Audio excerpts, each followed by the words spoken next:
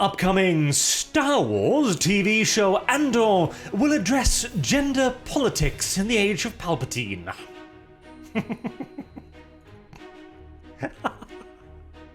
Oh, thank God. For a moment there I was worried that a Star Wars show might have space battles, guerrilla actions, lightsaber duels, you know, the Star Wars part of it all. But no, of course not. Gender politics and Palpatine. God, this is peak current year, is it not? I mean, God, imagine telling someone 10, 20 years ago, hey, did you know that in 2022 Star Wars will be all about gender politics? They'd laugh at you like, no, that'll never happen. Here we are. Now, we've been talking a bit about how a lot of these settings are having the soul ripped out of them recently, and how this is the fundament, the root of all evil, namely the fact that the people who own these settings and the people who have been hired to produce the shows in them, well, best case, most optimistic, most charitable scenario, they either simply do not understand what they're dealing with, or they just cold-heartedly and pure maliciously do not give a shit. And this is option number 2 right here, as the showrunner, Tony Gilroy, has spoken on this before, you see. Tony Gilroy had no interest, quote, in Star Wars when he was hired for Rogue One. Oh, perfect. Oh, how ideal! Like, imagine Disney's hiring practices here. Like, all right, so we need to have a new TV show here, right? What qualifications do you have? Well, I've never even heard of Star Wars. You're hired. God, it is a bad joke, or it would be if it wasn't so bloody real. And of course, Andor showrunner Tony Gilroy says he's not a fan of Star Wars. Well, natürlich. Of course. Obviously. Why would you be a fan of that silly little thing? But you are a fan of the millions of dollars Disney are going to pay you, aren't you? Right, on the one hand, it is unreasonable to say that people like this should turn down the opportunity and the free boatload of cash, etc., but God, you must feel at least a little bad for taking up something you know to be a beloved franchise and just wiping your ass on it with absolute abandon. Hey, alright, well, what's the story? Well, we know the story, you know. There's an Imperial officer, she has to work 10 times harder than anyone else to get to where she is today, which is why she's an elite stormtrooper officer, and and that, it really rings true, It's kind of brings you in to feel cheerleadery for, and then you'll be like, she's a psycho, alright, so another female crazy character, another strong female one, like Reva, literally minutes ago, another one of those, thank heavens, that was a really inspiring and interesting character right there. And of course, the 10 times better than anyone else, and also, as such, what was it? She has to be like 10 times better than anyone else in that room, and that felt really relevant to everything we're going through right now, says the woman who was hired specifically for her gender to play a female character standing up to power. Oh yes, I'm sure you had to work much harder than all of the men competing for your female role. Alright. To expand this a little bit, because there's not too much about this, we know the plot line. Like, I can tell what kind of a character this is just by looking at her face, frankly. And again, when the showrunner outright tells you that he doesn't give a shit, well, there you are. There was also another actress on this show who described Andor as a defamatory take on the Trumpian era. It's like, oh goody goody. I know what we're in for, if nothing else, but again, this is the greater good. This person doesn't even give a shit about Star Wars. He doesn't even try. He starts with the idea that he's going to make his own story, and he's going to force that into the Star Wars mold because, well, he's been paid to make a Star Wars story without actually the need to write a Star Wars story. And Disney, the owners of Star Wars, are perfectly fine with this, because at best, again, they don't understand, or at worst, they simply just don't care. And this again is probably a wonderful example of the latter. Now, again, we've been talking about this a little bit here, several times now. The lack of the soul, the intrinsic something that is there, the thing. Because I've been talking about it as well.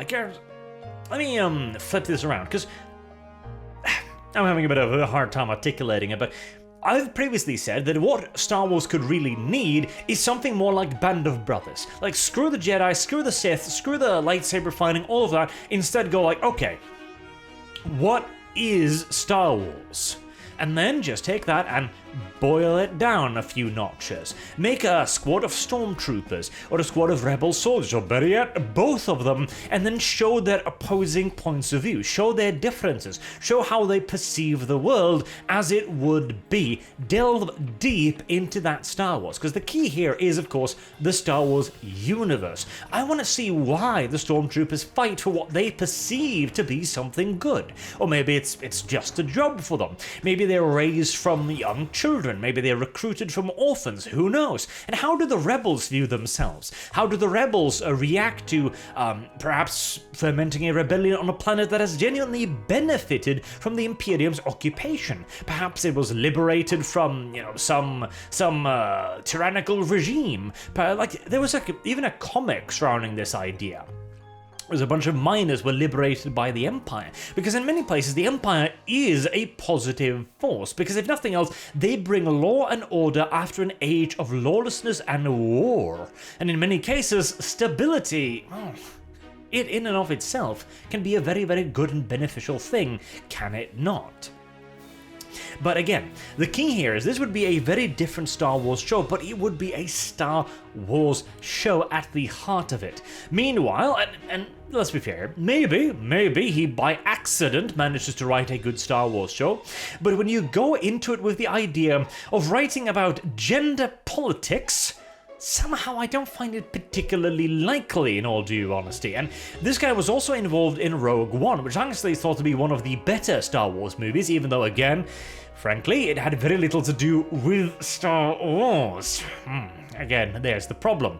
But it was a bit refreshing. Everybody dies. We don't have to have the whole hero story. We don't have to do a trilogy out of this. We have a simple, solitary, self-contained story that is delivered to the viewer, and voila, there you are.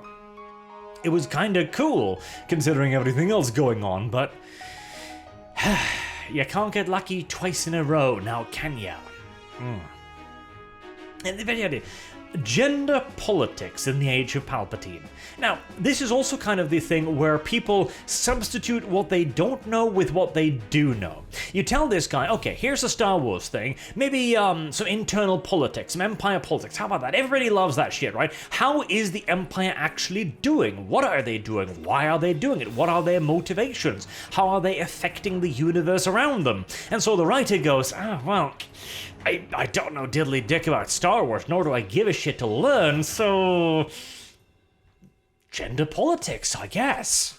And of course, what are their gender politics? Well, they have female leaders, they have lots of female characters in the various extended media, but they're totally misogynistic because, well, the plot kind of demands it, frankly.